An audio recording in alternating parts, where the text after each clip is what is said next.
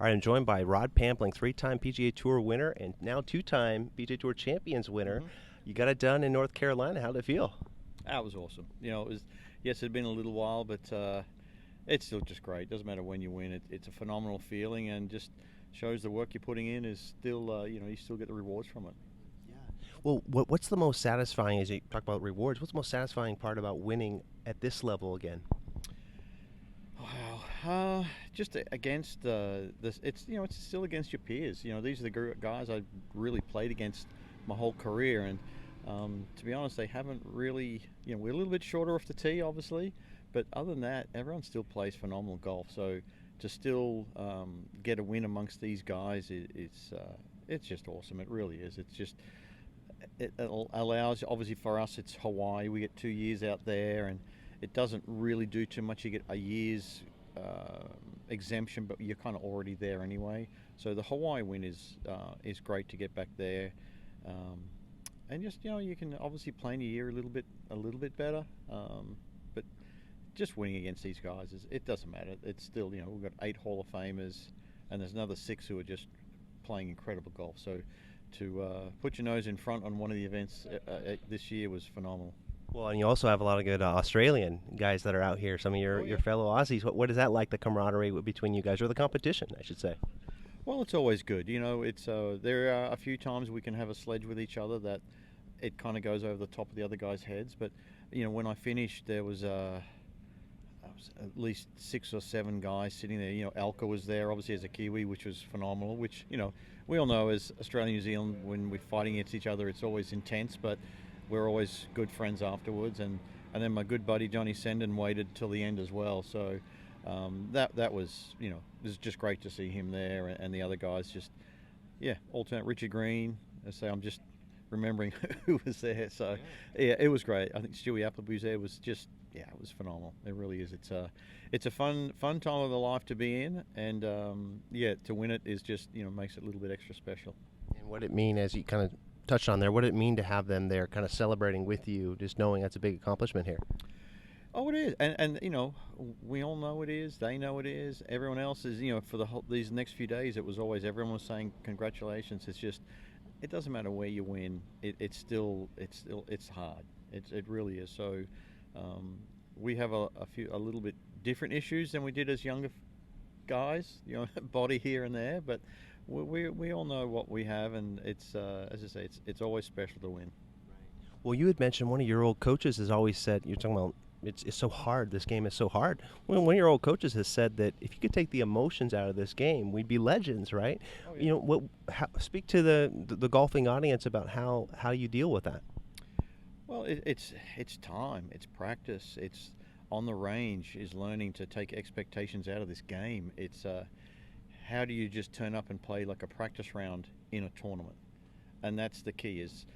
And thankfully, my wife, being clinical psychologist, we've over the years we've learnt how to deal with situations.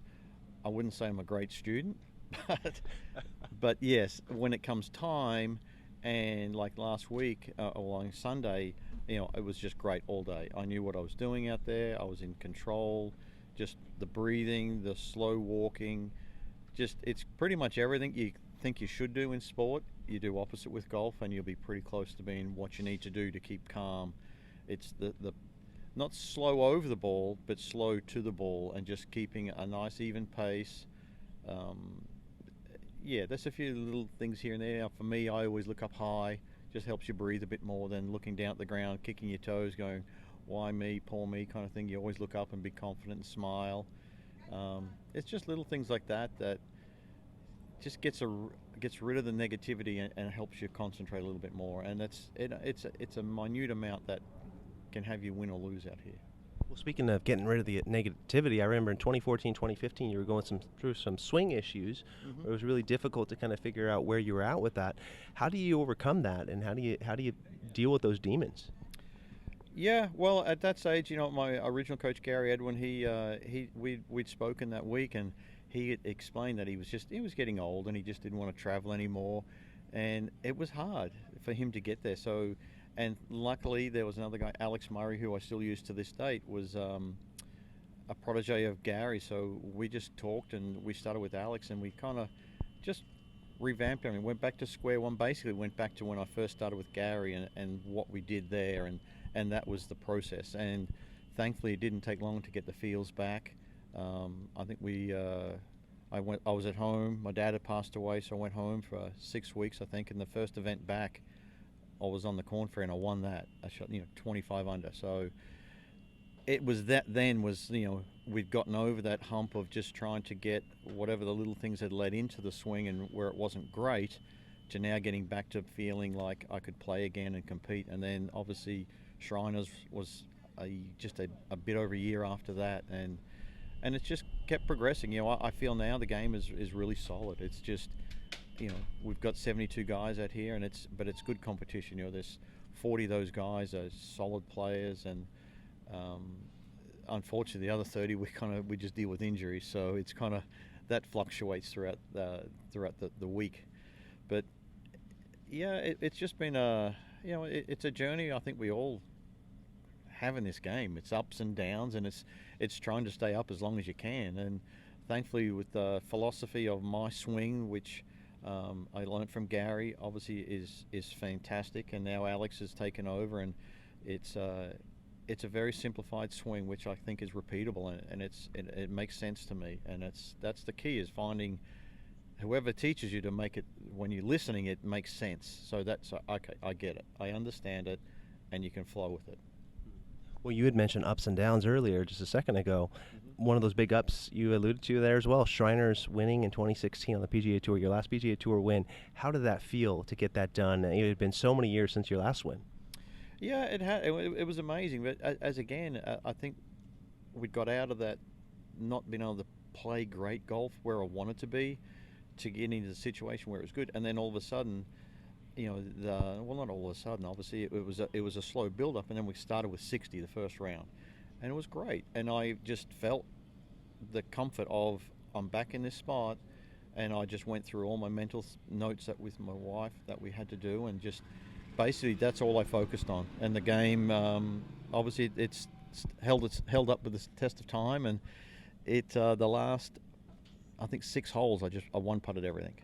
And that's the thing. Amazing. Yeah, it is. And then obviously to hold that bomb on the last was just that part was huge. That was the most exciting.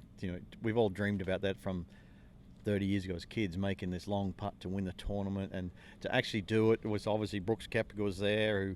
I think he'd only had one PGA Tour win at that time, but obviously he's gone on to be a great player.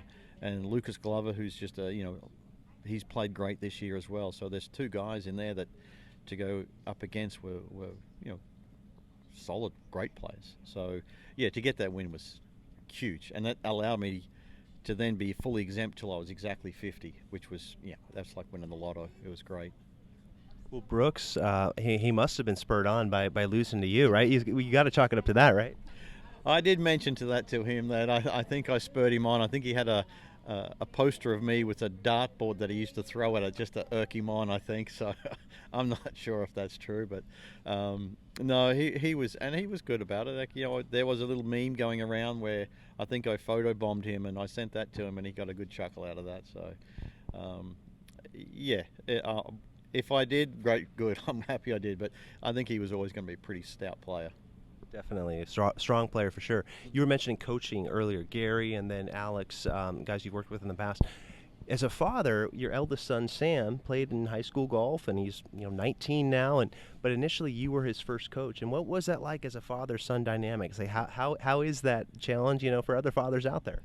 Oh, it's extremely difficult. It's obviously I've been around, I've seen it all, so you're trying to tell him that, and I think sometimes we may try and push a little bit too much information on there, but unfortunately we were kind of getting to loggerheads, so it was like, okay, time to stop. He was keen on the game, so I said, right, let's start with Alex, so we're in a 3-way group chat on text, so it's good. But I sit back and I just try and let Alex and Sam nut it out together, and then when I'm with Sam, I'll just basically try and teach him how to get around a golf course. That's pretty much where I'm offering now. Obviously, he can ask a question about the swing, and I'll have a fairly good idea because it's the same, very similar theory. But yes, it become a lot better, and you can see the results. He improved much more. He understood things more because Alex is, that's his job. He has hundreds of kids, so he can deal with kids a lot better. But it's the same, it's doesn't matter with kids. It doesn't matter whose kids you are. You tell them something and they don't listen, but someone else says the same thing and they listen. That's That's what my wife says about me. Yeah. well, yeah, but no, and that's where we were. Whereas now it's 3 years on, it's been good. We can chat about different things now, and I can explain what Alex means if he doesn't quite understand it. But that's the process where I'm trying to get him to ask Alex so he can understand, so they can have their own relationship together.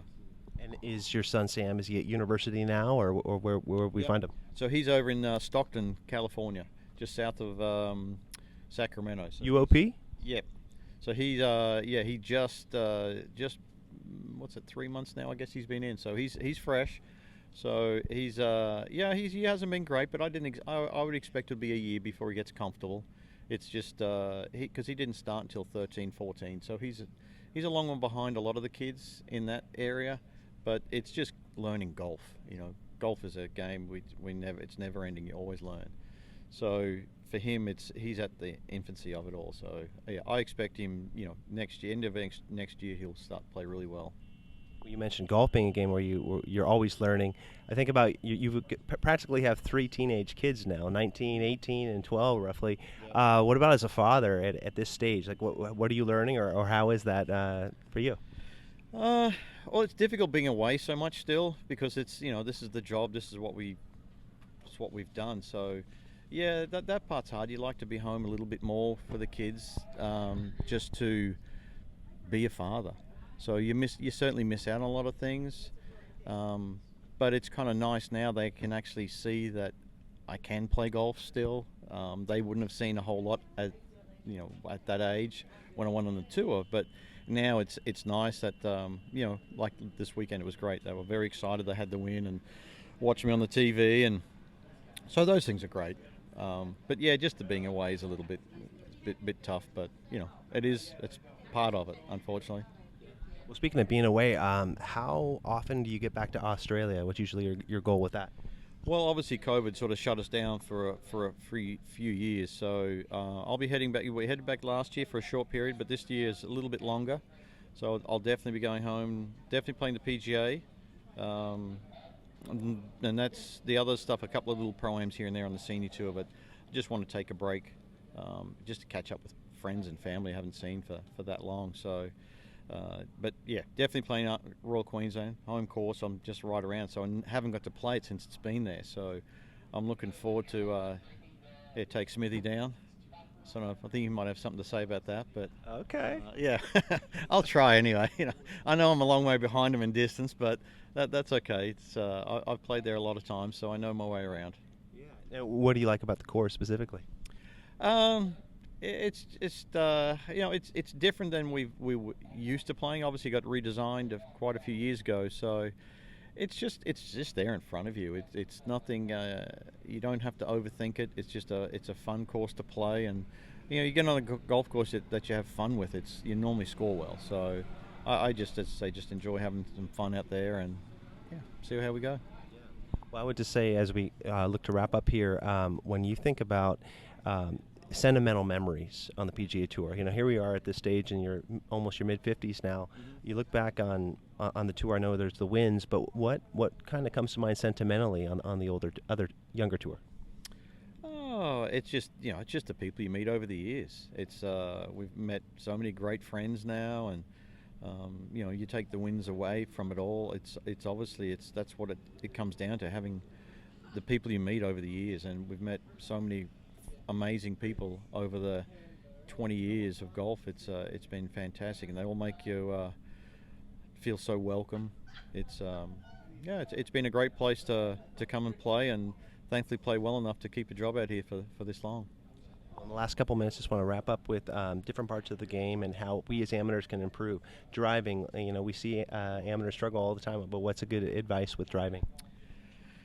Well, I think most times is if everyone just tries to hit it so hard. The game's all put on being hard. You got to hit it far, far, far. But it's just It's being at your limitations. So 80% is about as fast as you should swing a golf club, especially with drive. You let the shaft do the work. It's not the muscles. If once you get better, yes, you can incorporate that. But for the average punter, you just you stop hitting it so hard. You'll end up hitting it sweeter or more often, and then generally that's with the new driver and the technology of the balls, it's going to go a little bit more straighter. So generally that's the easiest way, is just keep it a little bit smoother. And then the last piece would be iron play. Like, how can we improve our irons when we're out there? It's just the same. It's the same, but it's getting the we're all so unique with our golf swings. There's not many people that swing it the same, but it's just getting fitted properly. It's getting the right shaft for your swing, and that's because you'll grab a club out of wherever it is and you'll hit it and go, oh, that's good. So maybe that's the shaft that you need, and that kick point or whatever it is, that's the shaft that's good for you. So you get another one that's no good. It's that's the trial and error of this game. Whereas for us, yes, we have all this out here, and we get to choose it. Although I haven't changed much in my equipment for years, but because I just know what it is. But it's iron play. It's understanding your equipment more than anything else. Great stuff, Rod Pampling. Appreciate the time, and good luck the rest of the way on the PGA Tour Champions. Appreciate it. Thank you.